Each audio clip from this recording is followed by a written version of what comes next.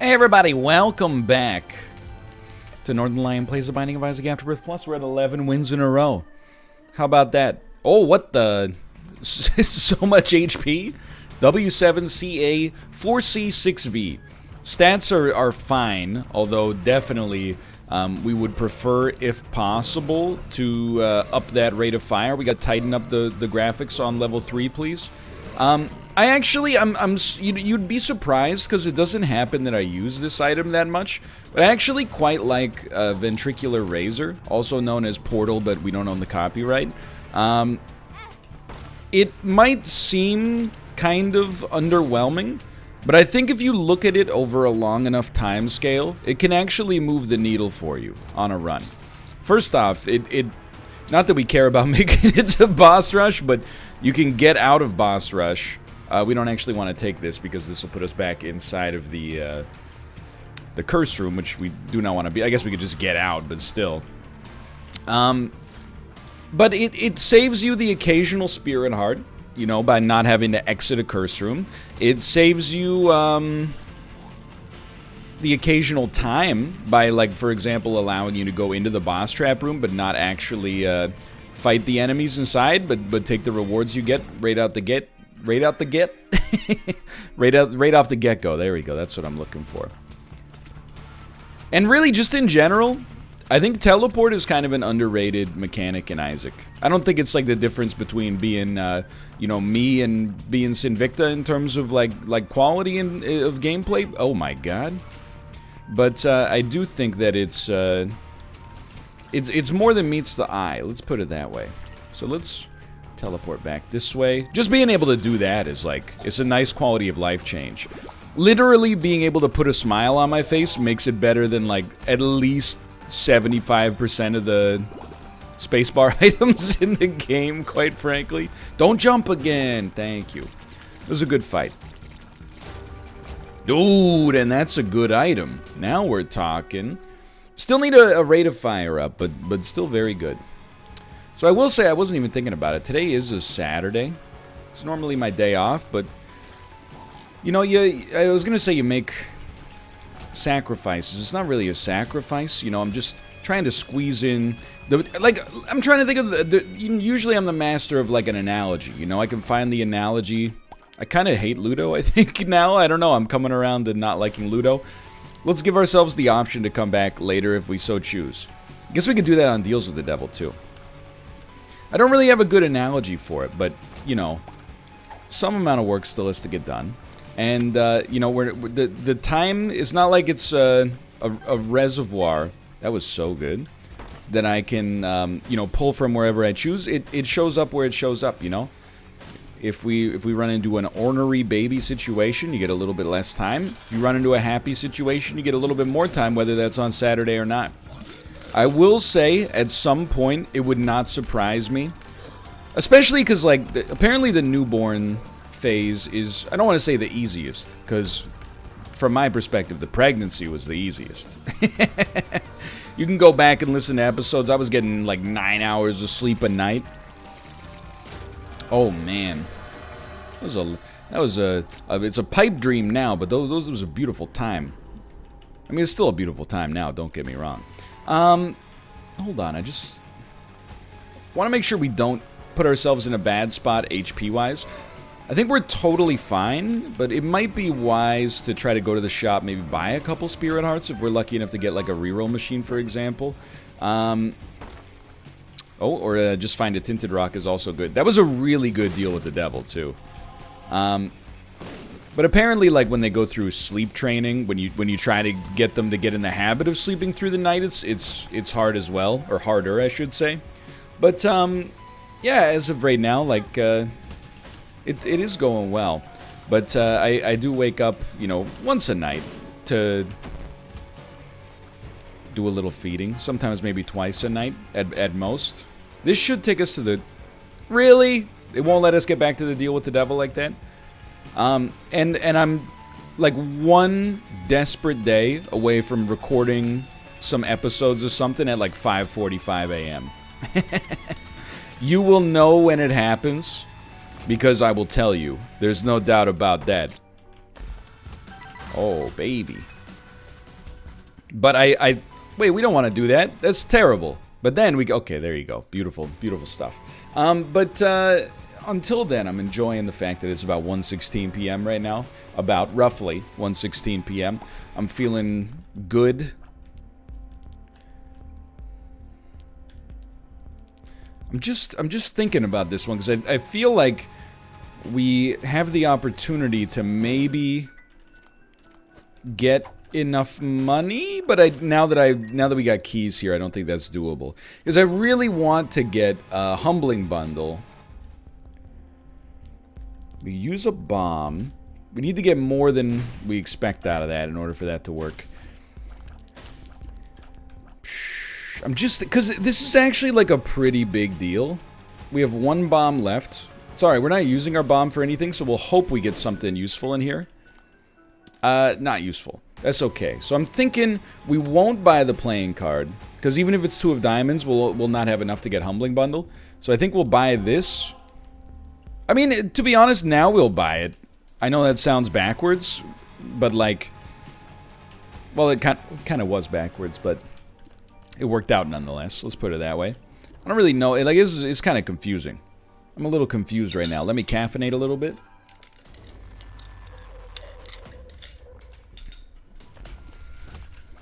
Anyway.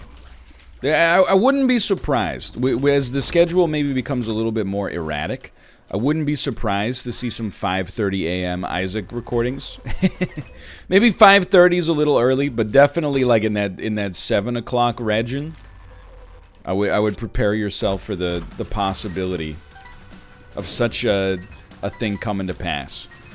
We get the perfect storm of banter, anecdotes, and sleep deprivation.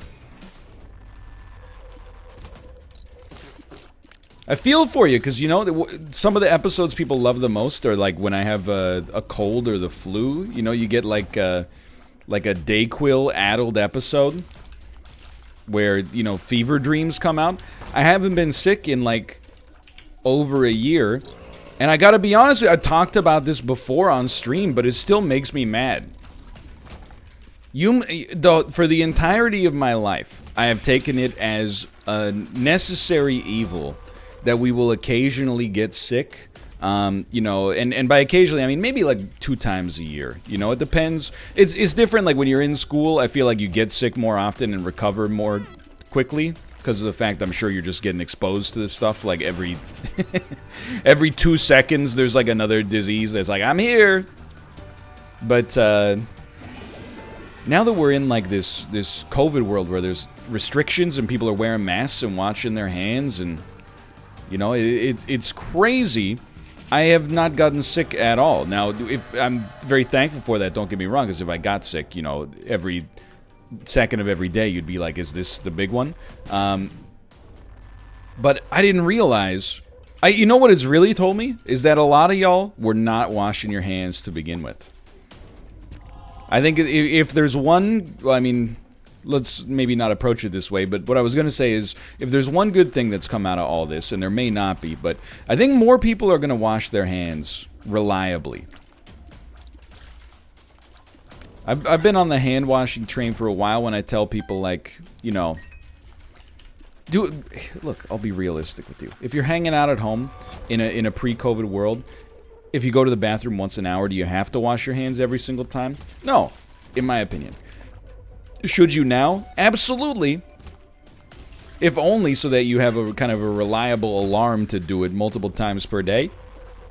But the number of times, I mean, if you go back over the years in Isaac anecdotes, the number of times, like you go to PAX, people aren't washing their hands when they leave the bathroom, and then they're touching controllers and scratching their eyeballs and shaking hands with other people. And then when they leave the convention, they get sick, and they're like, there's nothing you could do. There's just so many people there. Have you tried doing anything at all from a cleanliness standpoint? Have you tried, you know, doing the absolute bare minimum? No? We tried nothing and we're all out of ideas, man. Same at the movie theater. The 2 public places I reliably went out to. Always at the movie theater, you see people, like, you know, go into the stall, come out, turn on the sink. This, I mean, of course we want it. This is the one that always got me. turn on the sink, but don't even wash your hands. Like, turn the faucet on, and then pretend to get your hands wet, and then leave, and like, I don't know if they're just faking it to be like, you know, oh, I don't want to go through the trouble, but they're taking the exact amount of time that it would take to wash your hands to begin with, and then they're not fooling anybody on top of that, because they don't even use, like, paper towels or a hand dryer or anything. If you're one of those people, I want you to know, we all know you're not washing your hands. And it's honestly even weirder that you're trying to steal valor as a result of, you know, pretending to have washed your hands. It's very strange. Very strange energy emanates from those habits. But I'm just, like, now, if any... I'm not saying, by the way, that I'm the cleanest person on earth. I've never been responsible for getting another person ill. I'm sure, you know... Again, I mean, in school, what can you do? You know, you get sick, you don't know it, you come to school, you know, all of a sudden, it's like, it's going around. Yeah, it's going around, because... nobody's staying home. Nobody's washing their hands. But if anything, that's been like kind of an element of annoyance for me, is over the course of the pandemic, realizing how many of the times I've gotten, you know, a cold or the flu over the course of my life have been completely preventable just because, like, you know, 50% of the population just never washes their hands. I'm not saying that the flu travels, you know, like, you get infected on your you-know-what, and then when you touch it, you get, you know, the flu virus on your hands. I'm rather just saying, like, I think people, they get it confused, right? Like, people are... I don't know why they want to argue so much when in some ways common sense just kind of solves the problem for you on this one. The number of times I've had to explain, like, it's not that when you touch your you-know-what, it makes, like, your hand get the cold and flu virus. It's just that it's very convenient because there's already a sink in the bathroom. So, you know, every time you go to the bathroom, it's a good reminder to also wash your hands. If you do that 5 or 6 times a day, you're probably limiting the spread of any disease you may or may not be carrying. People, rather than, like, be like, that makes sense, people will be like, well, I'll just not get the disease then. How do you know? You don't know what you're talking about. Since it just wash your hands. Anyway. Regardless. I didn't mean for this to go in this direction, but when I think about the number of, like, days I've been sick, not just thanks to other people's actions, but, you know, thanks to a general low standard of cleanliness, or perhaps taking some degree of cleanliness for granted, makes me very, very annoyed. Makes me very annoyed indeed. Like, I really think if everybody washed their hands and you took hangovers out of the equation, people would take sick days from work, like, way less often. Which would be sweet, because maybe they could actually get that time to have off for normal days instead of having to, like, call their boss and lie about being sick. Or, what's even worse, is pretending not to be sick so they aren't forced to go home from their job so everybody else gets sick as a result. That's... I blame both the player and the game for that one, but regardless, let's move along here. We're on Necropolis 1 already. This is a very easy win. Like, it's an absurdly easy victory for us.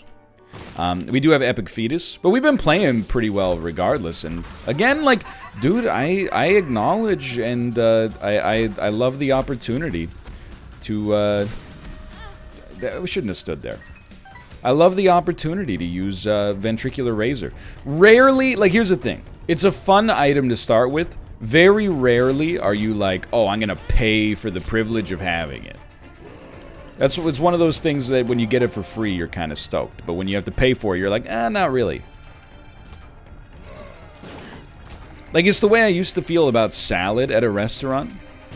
Like, I probably didn't order a salad at a restaurant as an appetizer, an entree, or a side until I was in my early 20s, would be my guess.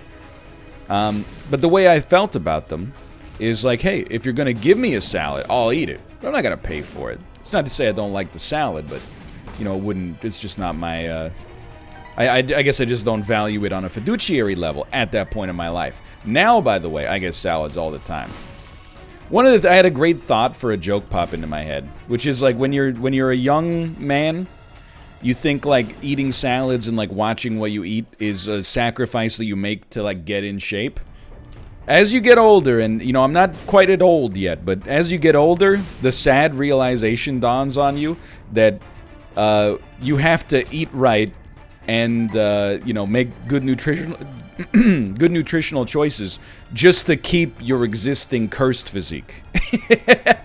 Just to stem the tide of age and refined carbohydrates from catching up with you. It's like, you ever encounter the situation where, like, maybe you have, like, a family member who's not in that good a shape, and when you go out to eat, you expect them to be like, oh, I'm gonna get, like, something that's bad for me. They get, like, a, you know, a garden salad or something like that.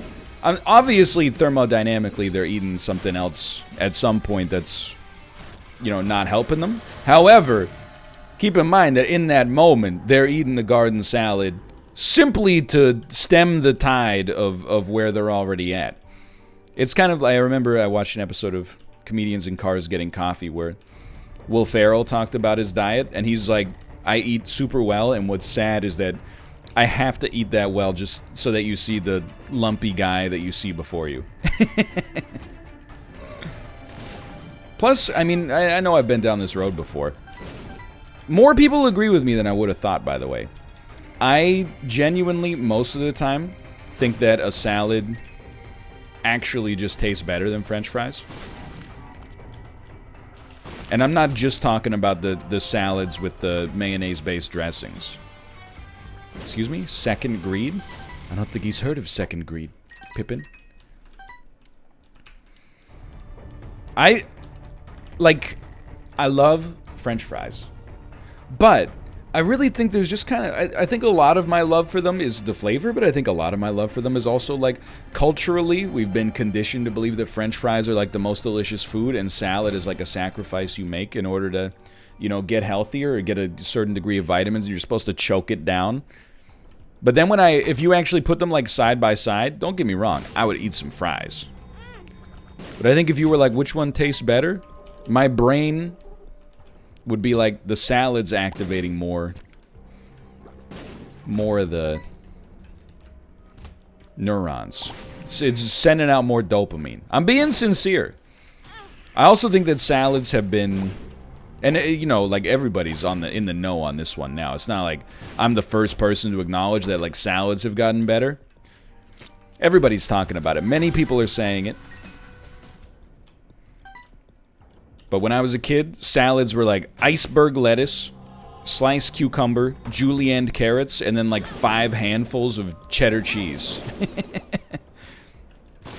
Nowadays, they're doing cool stuff. The salad game has changed forever. Salads are back in pog form. Anyway, we go down this road a lot. It's been fun to talk with my parents, because, you know, I've talked about this before when my parents come by. We might as well take Maggie's faith. We don't really need the HP. In fact, it might be... Oh, I didn't even realize we could hold 2 trinkets. So, you know, obviously we want to take it. Degas, by the way. But I've been, you know, talking to my parents, and, you know, every time my parents come, I lean on them a little bit, right? Not like in a... Like in the mafia way, like, just lean on him till he cracks. But, like, you know, they offer... Probably should have black ruined that. They offer to do nice things for us. And were they not my parents, I would be like, no, that's okay. I'm an adult. I can do it myself. Because they're my parents, I go, yes, please. So my mom was making me some lunch the other day. And she was like, do you like avocado? And I was like, I love avocado. She was like, do you want tomato on the wrap? I was like, you know what? Tomato is not my favorite vegetable, but go ahead. If you think that tomato works well in the wrap, throw it in. And she was marveling a little bit, not to be braggadocious, but she was marveling a little bit at how I'm no longer a picky eater. I told you, like, we were reminiscing. I've told you before, but, you know, straight from her mouth, you know, the only vegetables I ate as a child were, like, potatoes, which you kind of count in some way, but in another way, you're like, it's kind of cheating. Because they're not good for you. But I guess they are taxonomically from the family Vegetable opera. And then cucumbers, carrots, and corn. That's it. I was said to her, and it wasn't in the Bane voice, but I said I don't think I ate like a green leafy vegetable until I was already like in my in my 20s. No, probably when I was like 17. I am gonna suck this up. Oh baby, do I really care about a rate of fire increase? Not really, but oh baby, nonetheless. Yeah, things changed for sure. You don't need me to go on another picky eater rant, but again, what changed? I actually ate the foods I thought I didn't like instead of just assuming I would not like them, or I would dislike them forever. That's pretty much it. And now I'm like, I was telling her, I'm basically like a garbage disposal. I like to eat good food, but more than that, I just love to be cramming matter into my face, regardless of its quality. So if you got any, produce in the fridge that's going bad anytime soon, by all means. You know what? This is a great opportunity for per throw. Even though sad bombs would have been fun. Well, actually, we got completely screwed by that. We should have just taken the sad bombs. That was a whiff. I'll own up to that. That was a whiff.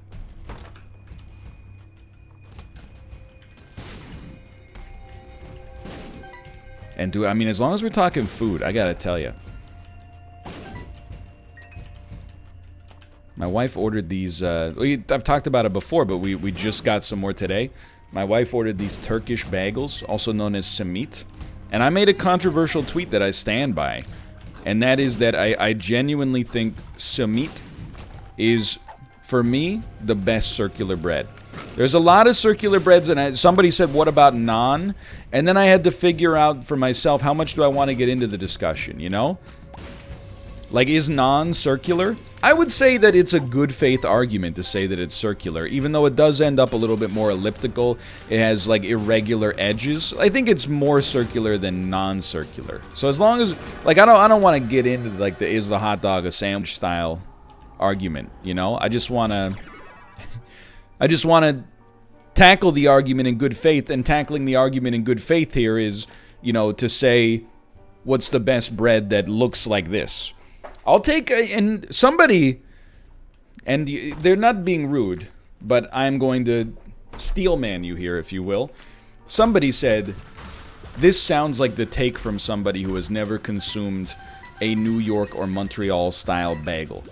That is a bold suggestion to suggest that a Canadian eating Turkish bagels would never have consumed the two most popular bagel styles, one of which was, you know, from his country. I've eaten Turkish bagels, I've eaten New York bagels, I've eaten Montreal bagels. Of them, look, this is not just national pride. I've talked before about how I think, you know, a lot of Canadian cuisine is, I wouldn't say overrated, but we don't have that many hallmarks, you know? There's poutine, there's, you know, tourtière, and then there's Nanaimo bars, butter tarts, and pouring maple syrup onto snow. That's the extent of it. And okay, Montreal bagels and Montreal smoked meat. But I'll tell you, I think that the Montreal bagel is delicious. The New York bagel is good, but it's my least favorite of the three, which I know is gonna... Hey, how dare you? Hey, can I get a chopped cheese, please? So I know what a chopped cheese is. Kind of. Let me get a cold cheese slice, Justin. What was I talking about? I'm telling you, I think I would put the simit up there. It's just something about, because like there's actually like an objective counter argument against the simit, which is for a large piece of bread, it's so much more whole than bread. You're not tasting air. So I think if you exclusively tackle it through a quantitative lens, you would actually find yourself very much disagreeing with me, and I could understand why. I think this is what we want here. However, in terms of the actual flavor, the seeds, oh, it's like crispy on the outside, soft on the inside, but unlike a bagel, you know, it's not so bready. Like, I guess what I'm trying to say is that every bite of the simit is kind of like elegant, you know?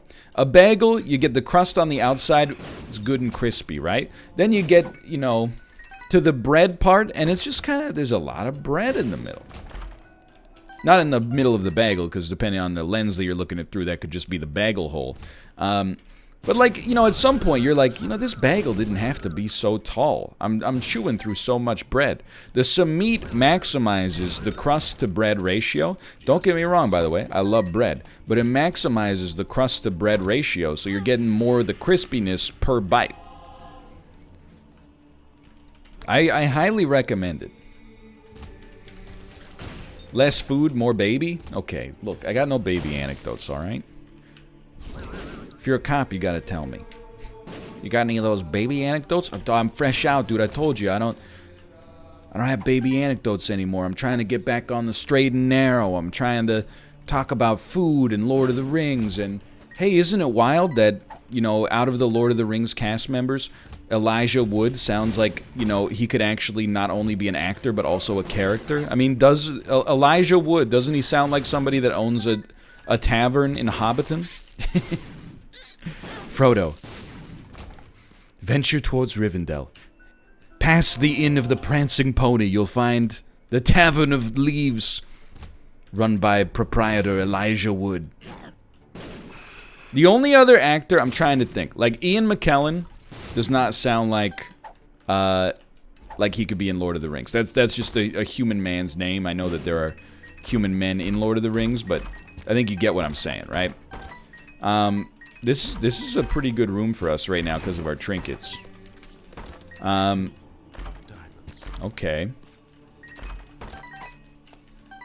I don't think we want to Yara this. Let's be realistic. Kind of waiting on like a Perthrow to show up.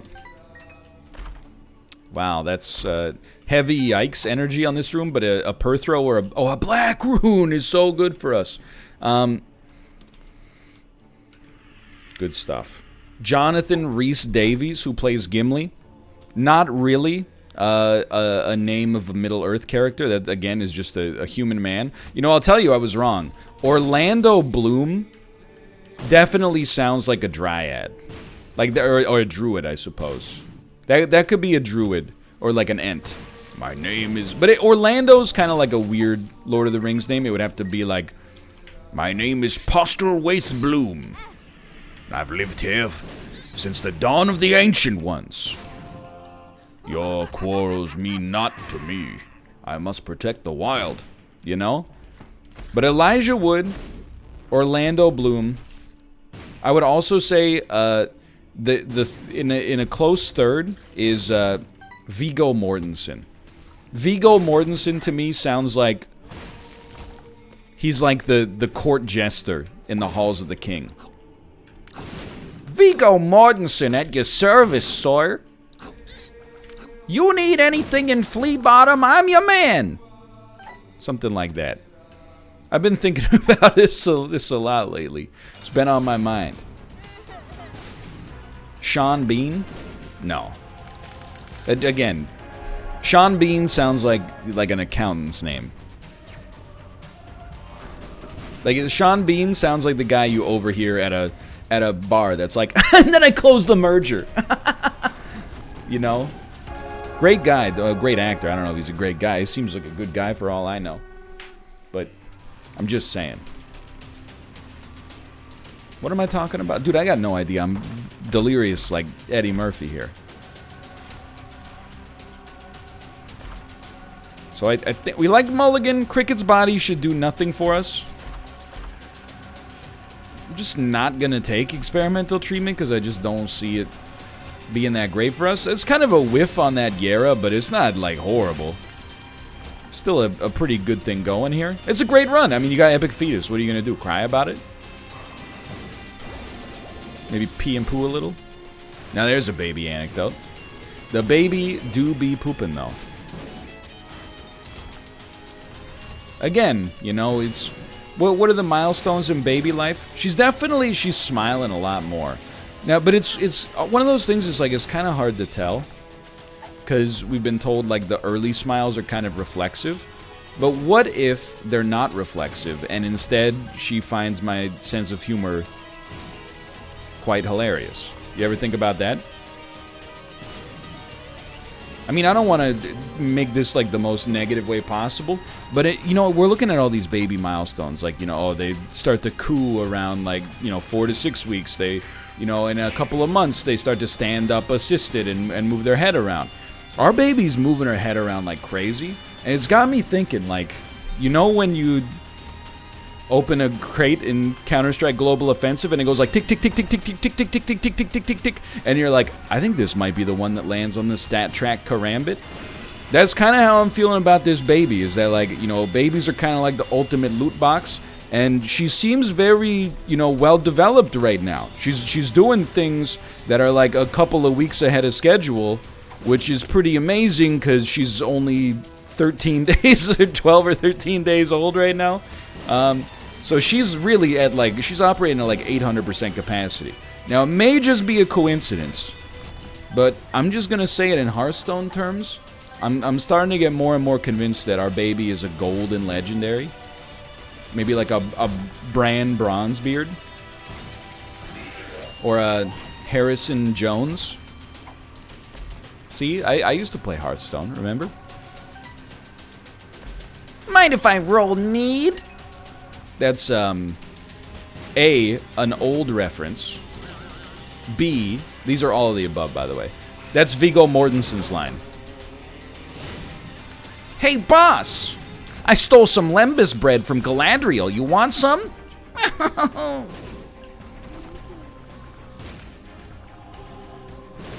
What does Millhouse Manastorm say in the tutorial for Hearthstone? You'll be hearing from my lawyer! Anyway. Thanks for watching. I hope you enjoyed the episode. If you did, click the like button. It helps out a great deal. Of course, subscribe if you want to see more in the future. I just closed the game. And I'll see you next time. See you.